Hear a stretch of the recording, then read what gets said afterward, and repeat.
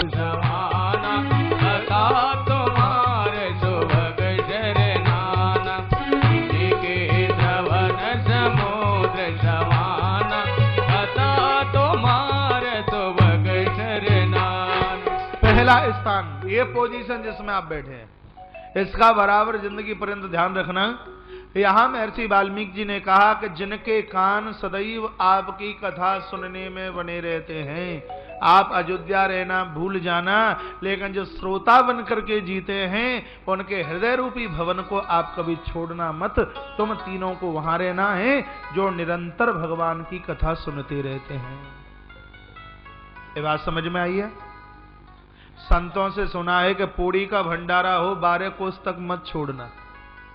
जहां भंडारा पूड़ी का है 12 कोस यानी 36 किलोमीटर पैदल चलना पड़े तो छोड़ना मत। जहां मालपुए का भंडारा है 18 कोस, 18 × 54, 54 किलोमीटर तक पैदल चलना पड़े तो भी फायदे में हो, छोड़ना मत। और जहां भगवान की कथा चल रही है वहां 40 कोस सिरके भर चलना पड़े, 120 किलोमीटर पैदल नहीं सिरके भर चलना पड़े तो भी आप फायदे में हो। ठाकुर जी की कथा इतने पर भी नहीं छोड़नी। जहां कथा सुनने के लिए जाते हैं कथा का आयोजक लाठी उठाकर हमारा अपमान करे, इतने पर भी भगवान का प्रसाद और भगवान की कथा हमें नहीं छोड़नी चाहिए। तो ज्ञान वैराग्य और भक्ति वहां वास करते हैं जो लोग निरंतर भगवान की कथा सुनते हैं। इन कथाओं को सुनते सुनते बोर मत होना। जैसे नदियां समुद्र में गिरती हैं, नदियां कभी ये नहीं कहती हमारी तृप्ति हो गई, उसी प्रकार से कितनी भी भगवान की कथा सुनने को मिले कभी ये मत कहना कि हम तृप्त हो गए। ये पहला स्थान बताया। एक दूसरा स्थान और बताया है, एक चकोरा नाम का पंछी स्वाति नाम के नक्षत्र में गिरने वाली उस बूंद के लिए व्याकुल रहता है। पपैया बोलता है प्यासा हूं प्यासा हूं प्यासा हूं प्यासा हूं प्यासा हूं। बादल गर्जना करते हैं, ओला पटक देते हैं और उसके पंख टूट जाते हैं, फिर भी वो ये बात कहना नहीं भूलता कि मैं प्यासा हूं मैं प्यासा हूं मैं प्यासा हूं। भगवान हमें प्रेम करे या ना करें, लेकिन एक पपैया की तरह हम ईश्वर को जरूर प्रेम करें। हे परमात्मा, जिनका एकाकी प्रेम है, एक तो द्वियांगी प्रेम होता है, एक एकाकी होता है। एक तो वो प्रेम है कि हम तुम्हें प्रेम कर रहे हैं तो तुम भी हमें प्रेम कीजिए। एक वो प्रेम है कि तुम करते हो कि नहीं लेकिन हमें आपसे स्नेह जरूर करना है। ईश्वर हमें प्रेम करता है कि नहीं करता है इसके ऊपर ध्यान नहीं देना, लेकिन हम ईश्वर को पपैये की तरह स्नेह प्रेम करें। महर्षि वाल्मीकि जी ने कहा कि उनके हृदय में आप जरूर प्रवेश करना, तीनों के तीनों आप तीनों के तीनों उस हृदय में जरूर स्थान प्राप्त करना। तत्पश्चात का जस तुम्हार मानस विमल हंसन जी जासु, मुक्ता हल गुण गण चुनहि राम बसो ही अतासु। जैसे एक हंसनी मोती चुंगती है, एक एक बात के ऊपर घंटे भर प्रवचन करने का मन कर रहा है, लेकिन क्या करूं मैं भी कहीं न कहीं बना हुआ हूं। जैसे हंसनी मोतियों को चुंगती है, ये हंसनी का काम है। हंसनी सिर्फ मोतियों को चुंगने का काम करती है। आपकी जिह्वा भी हंसनी की तरह हो जाए, जैसे हंसनी मोती चुंगने का काम करती है, आपकी जिह्वा भी राम नाम के मोतियों को चुंगना शुरू कर दे, उनके हृदय में आप वास कीजिए। अपनी जिह्वा को हंसनी की तरह बनाइए। ये जिह्वा जगत की बुराई में ही न लगी रहे। दुनिया की बुराई करने वालों को चमगादड़ बनना पड़ता है, रामायण के उत्तरकांड में लिखा है। उनकी कोई जिंदगी नहीं है, कोई जीवन नहीं है उनका।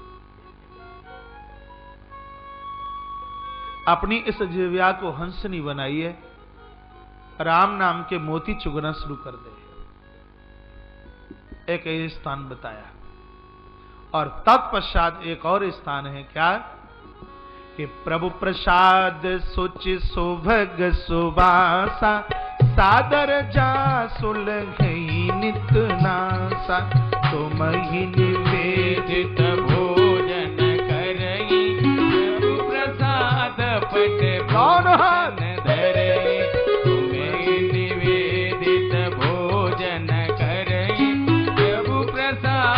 पट भूषण धरे तुम निवेदित भोजन करगी तुम निवेदित भोजन करगी प्रभु प्रसाद पट भूषण धरेगी निवेदित भोजन करेगी प्रभु प्रसाद पट भूषण धरेगी तुम्हें निवेदित भोजन करेगी प्रभु प्रसाद पट भूषण धरेगी। बोलिए रामचंद्र भगवान की। जय ये दो स्थान दो चौपाइयों में बताए का प्रभु प्रसाद सुच सुबह से सुबासा।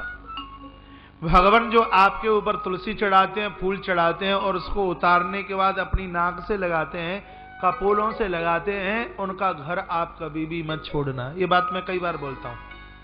प्रभु के ऊपर चढ़ाई गई वस्तु चाहे तुलसी हो चाहे पुष्प हो, जब ठाकुर जी के ऊपर से आप उतारते हैं तो यूं ही इर्द गिर्द मन डाल दीजिए, उसको उठाइए, अपनी नासिका से लगाइए, अपने कपोलों से लगाइए। कभी आप बिहारी जी मंदिर श्री वृंदावन गए हों, आपने देखा होगा भक्तों के द्वारा माला चढ़ती है और फिर वो गोस्वामी लोगों को, पुजारी लोगों को कहते हैं कि जरा माला हमारे हाथ में दीजिए। फिर वो उस माला को लेंगे, नाचेंगे, कभी कपोलों से लगाएंगे, कभी नासिका से लगाएंगे। प्रभु के ऊपर चढ़ाई गई निर्माल्य वस्तु को आप नाक के सामने लेके जाइए, महाराज यूं ही मत फेंकिए, उसको कपोलों से लगाइए, उसको सूंघिए, उसको माथे से लगाइए। जो ऐसा करे, महर्षि वाल्मीकि कहते हैं आप अयोध्या भले ही छोड़ देना लेकिन उन लोगों के घर को कभी भी मत छोड़ना। कितना सुंदर स्थान बताया। शायद आपको जानकारी भी नहीं होगी इस बात की। पूजा तो बहुत करता है, आप मानस को सूक्ष्म दृष्टि से पढ़िए। मानस जिंदगी जीने की कला सिखाती है। फिर कहा तुम ही निवेदित भोजन करेगी। जो तुम्हारा भोग लगा करके भोजन करता है उनके हृदय को कभी छोड़ना नहीं। लोग कहते हैं कि महाराज भोग लगाते हैं, भगवान खाता तो है नहीं, तो फिर क्यों भोग लगाएं। हम कहते हैं इतना सस्ता भगवान है, नहीं खाता है तो भी भोग नहीं लगाया जाता हमसे। अरे भाई इतना सस्ता भगवान, कुछ खाता नहीं तो भी नहीं भोग लगाया जाता। यदि 2-4 फुल्का खाता होता तो कोई भोग भी नहीं लगाता। तो ऐसे सस्ते भगवान को भी नहीं पूजा जाता। बालाघाट की व्यासपीठ से निवेदन करना चाहूंगा, भगवान जीमता है, भगवान खाता है, स्वीकार करता है। हम पहचान नहीं पाते। फूल की माला मेरे पास में है, इसको मैंने अपनी नाक से लगाया, पूरी खुशबू मेरे पास। यदि इसको आप तौलना चाहें तो तराजू में रख करके तौल लेना। इसका वजन 1 ग्राम भी कम होने वाला नहीं है। इसकी खुशबू मैंने अपनी नाक से ली। उसी प्रकार से जब तुम्हारी भोजन की थाली भगवान के सामने पहुंचती है, परमात्मा भाव की खुशबू ले लेते हैं, तुम्हारी दाल रोटी चावल उतनी की उतनी ही बनी रहती है। भगवान भाव की खुशबू ले लेते हैं। इसलिए भगवान को नित्य भोजन लगाई, नित्य भोग लगाई। लेकिन यहां यह और लिखा है कि प्रभु प्रसाद पट भूषण धरहि। पट कहते हैं वस्त्र को और भूषण कहते हैं तुलसी को। भूषण यानी अलंकार।